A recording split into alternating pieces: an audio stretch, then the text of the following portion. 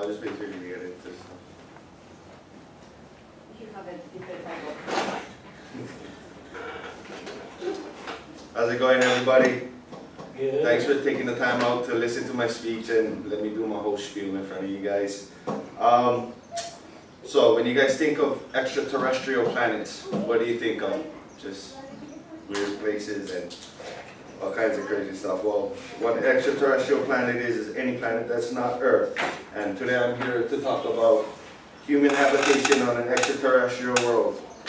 While this is theoretically possible, at the same time it's very much in the realm of science fiction, and there's simply too many factors that need to be just right for a planet to be considered habitable by humans, let alone living there. So, with around 10 to the 24th known planets in the universe, finding even a few that meet the requirements for life is an astronomical task. First, I'm going to discuss the criteria of where a planet needs to be located for it to be considered habitable. Then I'm going to go over some of the basic elements a planet needs to have for it to contain and sustain life.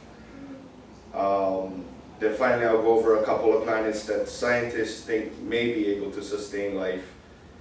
Most of my information is coming from the National Aeronautical Space Administration and NASA, the Journal of British Journal of the British Astronomical Association, Dr. Andres Zassam, DFG Fellow in the group of Sarah Seeger at the Department of Earth and Atmospheric Planetary Sciences at MIT, and Dr. Bernard Lawrence, Professor of Astronomy and Chemistry here at Hawaii Community College. Okay, so the first thing I want to talk about is the habitable zone. The location of a planet is one of the biggest requirements for it to be considered suitable to habitate, to harbor any kind of life. A planet needs to be located in what is known as the habitable zone in a galaxy or solar system. This green ring here is a representation of what scientists believe the habitable zone is. And it's the distance relative to a star that allows a planet to retain liquid water. A planet needs to be close enough to the star that the radiation from the star keeps the water on the planet liquid, and it can't be too close or it'll be too hot and the water will vaporize, and it can't be too far away or the water will freeze. So these are a couple of requirements of where a planet needs to be located for it to be considered habitable, according to Andres Zassam in his scientific journal, A Population-Based Habitable Zone Perspective. Now that I've spoken about where a planet needs to be located to be considered habitable, next I'd like to discuss some of the basic elements a planet must contain for it to sustain life. Drop the cover. Next. Okay. Let's see.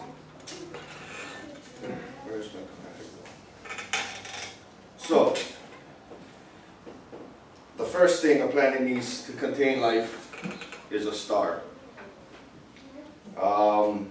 It needs to be a star much like our sun, which is considered to be one of the weaker stars in the known universe, but because weaker stars last longer and stay at a more constant temperature than brighter burning stars do.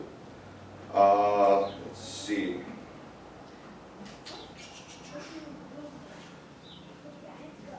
Yeah, the constant temperature from that star would create the conditions needed on a planet to begin to develop life.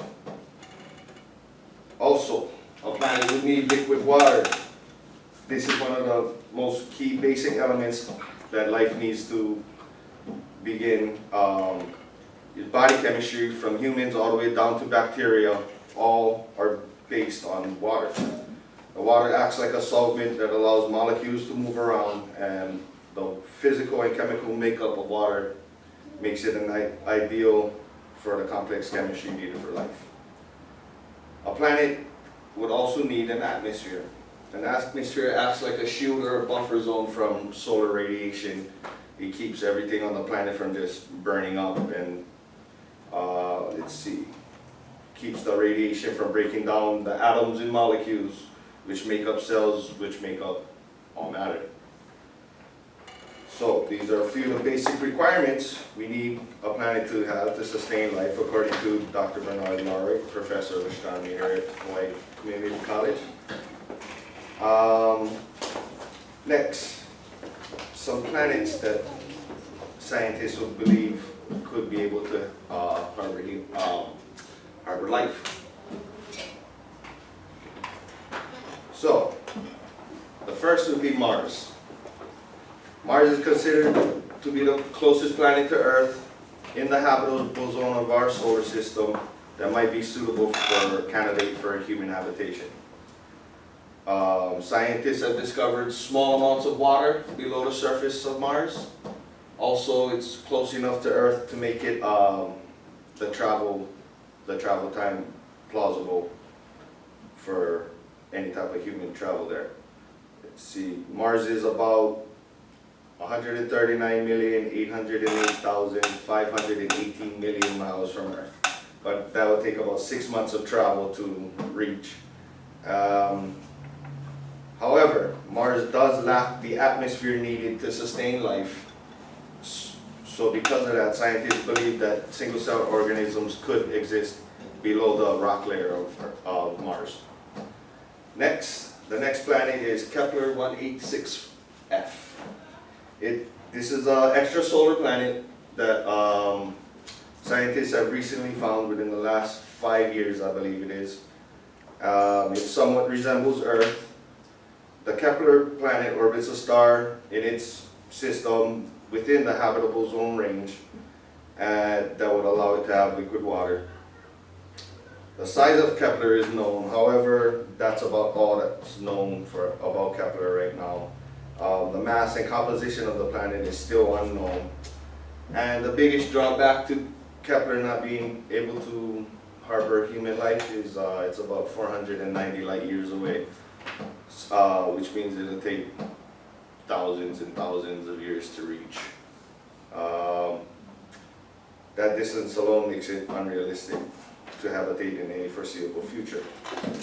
So, let's summarize.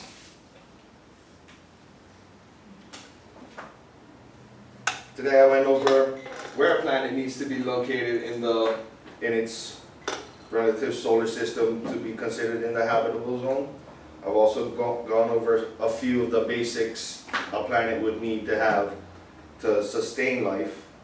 And I've also gone over a couple of planets that scientists would think would be able to harbor life, and maybe human life.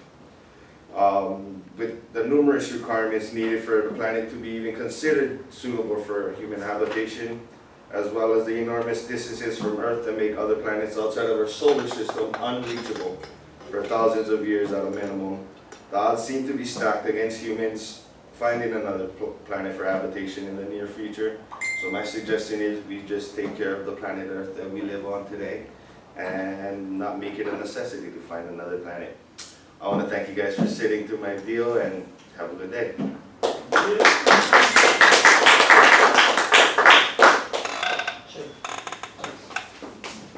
How do you feel? It's good?